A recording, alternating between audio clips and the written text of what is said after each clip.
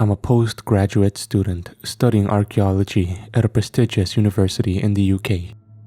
Not going to disclose my identity or the name of my school, so don't ask. 1 week ago, I was part of a group tasked with examining a dig site in northern England, a low-lying forested area that used to be a village. Not much visible now besides the faint indentations of old ditches and trenches, as well as the occasional outline of a stone foundation that had sunken into the earth. We weren't expecting to find anything out of the ordinary, probably some broken tools or ceramic shards. It was the second day of our expedition when one of my classmates found a spot of interest on top of a hill near the village. He uncovered bone, and the section was quickly cordoned off. After hours of gently digging, we unearthed skeletal remains, approximately 70 centimeters deep, splayed out between dirt and roots in an unnatural, almost twisted way, likely indicative of a violent death. It was clearly not a proper burial. No coffin was present, much less a grave shroud. The remains were fairly well preserved though, so our osteologist was able to form some estimates from eyeballing the bones. They belonged to a male, likely middle-aged, and showed multiple signs of blunt force trauma on the skull, ribs, pelvis, and spine, presumably the cause of death. Discovering human remains is always a big deal, but what was even more compelling was what we found after that. A small stainless steel lockbox lying a couple of meters away from the skeleton. Obviously, this raised a few eyebrows. Despite being dented and corroded, this thing looked far more modern than the rest of the artifacts found in the area, which tended to be Anglo-Saxon in origin. As the sun waned, we photographed the box in situ before packaging it and labeling it. For now, there was nothing we could do about the body, besides make a couple calls to notify our archaeology department and the local authorities, as was routine. In the morning, we would begin bagging and moving the bones. As for the lockbox, we were able to bring it back to our lodgings, which also served as a makeshift lab. My professor seemed visibly anxious. He quickly x-rayed the artifact and then cracked it open. It was a simple lock and key mechanism. Usually, we would wait for more ideal lab conditions before opening anything, but everyone here was far too curious to adhere to strict standards. Inside the lockbox, we found a series of notes. 5 sheets of paper stacked neatly on top of each other. The paper looked quite modern, nowhere close to being medieval, so we began to think maybe the bones weren't as old as we initially thought. None of it made sense. The notes were mainly handwritten, in modern English no less, aside from the header, thick black type reading, North American Temporal Law Committee. At that point, we had no choice but to sit down and read the documents page by page, me, my professor, and 6 other postgrads. It started off exciting, like we were uncovering a mystery, but soon the atmosphere became more dour. The contents of these documents were rather upsetting to a few of us. One girl excused herself and apparently drove home all alone, more than 300 kilometers. By the time we finished reading, my professor had gotten blind drunk and began accusing one of us of playing a prank. It seemed like he was more terrified than angry. He practically screamed at us for hours before passing out on the couch. No one wanted to go back to the dig site the next morning, and we all caught separate rides back home. That night, as I was riding the train, I got an email confirming the age of the remains. We'd submitted a collagen sample the day before for rapid testing, and the analysis showed that the bones were ancient, at least 900 years old. That message has since disappeared from my inbox. When I arrived back at the university, I began writing up my report of my trip, only to find that our department had no record of the lockbox and the grave, meaning that nobody had entered that information into the system yet. Or it had been erased. Naturally, I tried to dig deeper, only to get hopelessly waylaid by bureaucracy. The faculty I questioned said they had no idea what I was talking about. They all recommended I talk to someone else, someone higher up. At the very most, I was sometimes told to leave my phone number so they could get back to me later. Of course, they never did. The next day, I received an email from my professor notifying us that student write-ups of the trip would no longer need to be submitted. That trip was supposed to be our final assessment of the year, and just like that, it had been completely abandoned. I wanted to speak with the other post-grads from that trip, but I was only able to get in touch with one of them. We met briefly in a courtyard between classes. He told me that the whole thing had been proven to be a hoax, and that's why the artifact and bones had been confiscated. It was difficult to take his words at face value. It barely sounded like he believed himself. I tried to ask my professor about all of this, but he hasn't been in his office for days, nor will he respond to any of my phone calls or emails. I didn't feel comfortable in my uni room. I could hear every footsteps in the hall. I jumped every time I saw someone walking on the sidewalk outside the window. I only stayed there for a couple hours before ditching the residence halls altogether. I took my laptop and a travel bag, got on a train and rode until midnight. I hope I'm just being paranoid, but I've had this eerie feeling the past few days, like I'm being watched or followed. My hands start sweating every time a stranger walks behind me for more than a block. I've been on my own for the past 3 nights. For the moment, I'm at a cheap hotel with my laptop and some corner shop food. As I type, I keep glancing out the window again and again. A big white SUV has been parked down there for hours now. I swear I've seen it before, probably back on campus. Maybe I'm crazy. At the dig site, I was able to make 1 copy of the documents while my professor was passed out on the couch. I'm going to transcribe the writing and insert it below. I want other people to see what I've seen, and posting it online is the quickest and most anonymous way I can think to do so. Maybe someone else can make sense of it. North American Temporal Law Committee. Field Operations Report. Category: Class B Temporal Disturbance. Operator ID: SMDT B083. Tremel KT. Home date: 20 December 2237 CE. Travel date: 17 October 1123 CE. Location: 54.3099 minus 0.8482. 17 of October. Operator Tremel SMDTB083 was deployed to the earliest day in which the anomaly had been observed.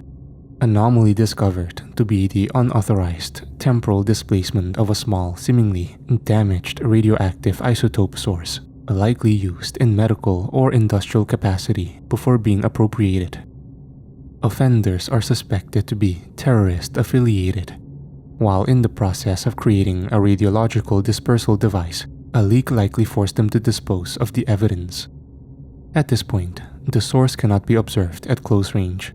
It was deposited at the edge of a small isolated farming village in England, approximately 50 kilometers north of York. Population of area inhabitants is estimated to be between 60 and 70 persons. As expected with XLB machine use, digital technology failed to materialize upon transportation.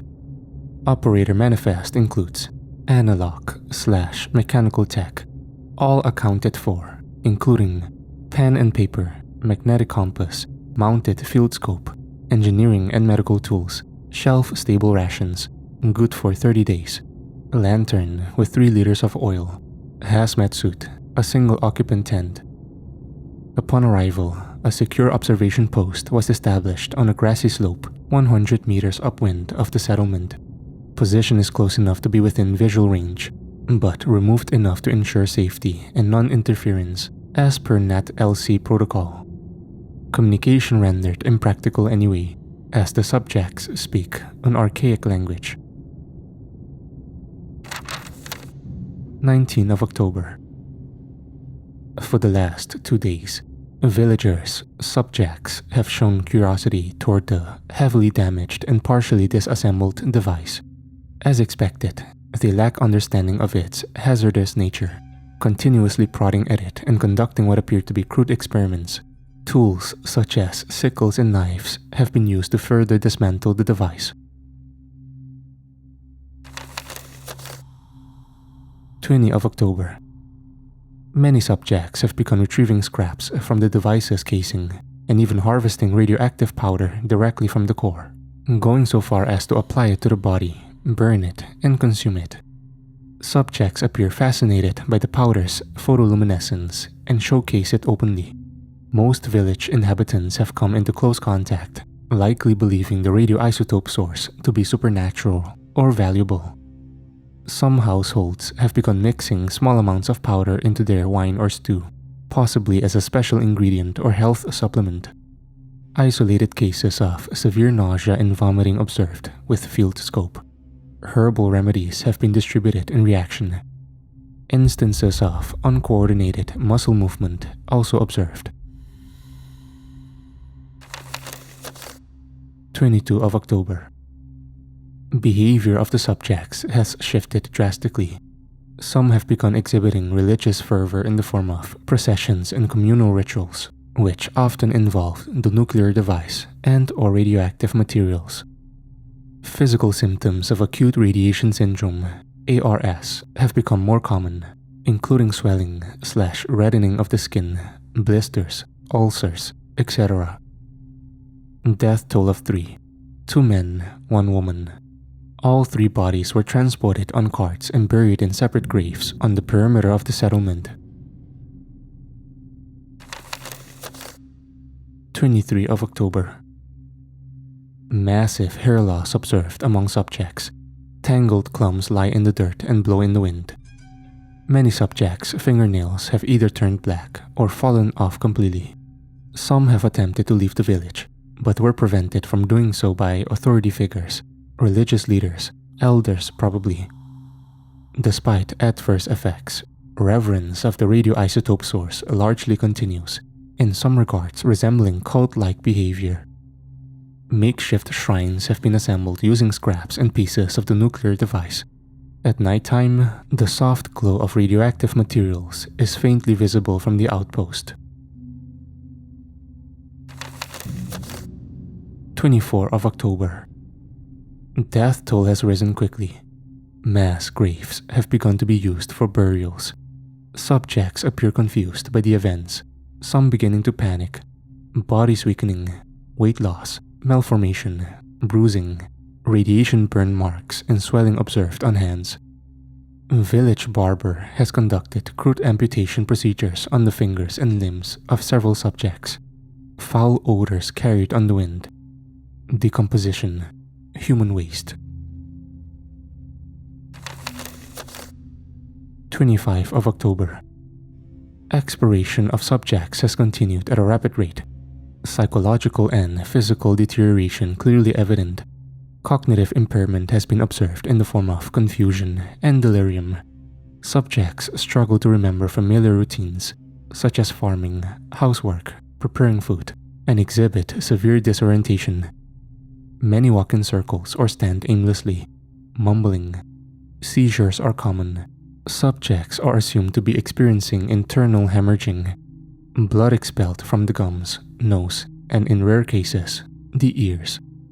Subjects have been compulsively scratching at radiation burns, resulting in further injury, seemingly an attempt to cleanse themselves of unseen contamination. Sounds observed: chanting, praying, crying, coughing, intermittent groans and screams. 26 of October. Severe confusion and derangement observed. This behavior is collectively suggestive of radiopsychosis, i.e., somatopsychic illness caused by ARS. Subjects are experiencing what seem to be hallucinations or delusions, likely caused by radiotoxic encephalopathy. They react to non-existent stimuli and behave in paranoid ways. Instances of aggression. Subjects are easily provoked and quick to violence. No corpses have been buried since 25 of October. 8 bodies, dead or possibly comatose, line the pathways of the village, fallen in the mud and left unattended. Wolves and foxes have begun appearing on the village perimeter, looking to feed. Subjects dispelled them with torches. Death toll estimate: 18 to 24. A village barber has begun dissecting expired bodies to observe their internal conditions. Rudimentary surgeries performed on living subjects, bloodletting, trepanation have resulted in infection and death. 27 of October. Some subjects show signs of gross religion passion and possible scapegoating, resulting in public displays of lynching, burning at the stake. Subjects are paranoid, likely believe curses or divine retribution have befallen them. Some engage in fervent prayer or veneration of relics. Self-flagellation observed. Documented: one male subject repeatedly banging their head against a tree. Physical state of subjects: loss of teeth, bloody vomit, severe radiation burns, localized necrosis. Large sections of the skin are red, blistered, and peeling away, revealing underlying tissue. Many subjects are too weak to move or even stand. Others display intense restlessness and agitation. Those who are still mobile have become bold, roaming outside the village. On 2 occasions, they have come alarmingly close to the observation post. It is possible that they have noticed a foreign presence, though unlikely. 28 of October. With the use of a hazmat suit, operator ventured down to the village at night and covertly intercepted 2 cadavers that had fallen close to the forest. Autopsies were conducted in a makeshift tent 50 meters north of the observation post. Cadaver 1, male, approximately 35, missing 3 fingers, swelling in the upper body, hair loss, skin loss, substantial kidney and lung damage, internal bleeding. Cause of death determined to be respiratory complications. Cadaver 2, female, approximately 60, hair loss, blotchy, blistering skin, internal bleeding, eye, limbs, digestive tract. Cause of death determined to be septicemia. Most subjects in the village have likely been exposed to 5 to 10 sieverts of ionizing radiation, varying per person. 29 of October. Although direct examination of the nuclear artifact was rendered unfeasible, debris was identified as mid-23rd century technology, aligning with the suspected timeline of origin. Scorch marks on the debris indicate that the temporal displacement was facilitated by a TRS-05 machine, produced and obtained illegally. Documented: male subject engages in acts of cannibalism when he thinks nobody is looking. Death toll: 35 to 40. Wolves, foxes, and crows have been able to enter the village more often, feeding on corpses and incapacitated persons when possible. 30 of October. Day 14. Study of the disturbance is close to its conclusion. Final recommendation is that the village be sterilized. In other words, in order to ensure timeline stability, contain radiation exposure, and then cleanse the area afterward. Calculations estimate that the village will experience a complete demographic expiration in 7 to 10 days, 21 to 24 days after initial exposure. Home date return is scheduled to occur within 5 to 6 days. XLB machine currently being prepped for departure. 31 of October. Mentally deranged subjects located operations outpost at 0300 hours. Proceeded to set fires and smash equipment with axes and other tools. XLB machine was partially damaged. Operator managed to flee the situation and remain undetected. XLB machine requires maintenance in order to function properly. Initial examination indicates that this is potentially feasible, but very difficult due to lack of energy sources and advanced tools, as well as the presence of increasingly dangerous and unstable subjects. Home date return may need to be delayed. Field operations outpost will be relocated further out while still maintaining visuals on the village. At this point, radioactive isotope source has been completely taken apart, with pieces distributed across the village area. Multiple structures have been burned, partially or completely. Some fires seem unintentional, but many subjects show signs of ceremonial pyromania, motivations unknown. Weak subjects have been taken to the church building, overcrowded, dirty, area silent, birds no longer chirping. Village pigs have escaped pens and begun feeding on remains, starving and likely irradiated. Village dogs have also resorted to this behavior. Necrotic skin, patchy fur, very aggressive. 1 of November. New operations outpost. Improvised but concealed. Maintenance efforts to the XLB machine are unsuccessful so far. During the previous day's attack, engineering tools suffered damages, increasing the difficulty of potential repairs. Containment shell, cracked, exposing inner mechanics. Problematic but fixable. Spatiotemporal chamber, core is balanced and secure. FT calibration interface, index error, slight echo/bleed. Anchor node, indicating drift, only 99.93% stable. Casimir drive, overextending field, dangerously close to collapse if left untreated. Urgent. Manifest of remaining supplies, pen and paper, compass, field scope, damaged but usable. Engineering and medical tools, heavily damaged. Shelf-stable rations, good for 8 to 10 more days. Lantern, approximately 0.8 liters of oil remaining. Hazmat suit and tent are burnt and unusable. Operations and rest will have to be conducted in the open. Lantern use will be heavily limited to counter use of further detection. Exploration of the village population continues at the expected rate. Death toll, 45 to 50. 2 of November. Supply situation, critical. XLB machine condition, non-functional. Operator contingency plans are being reviewed.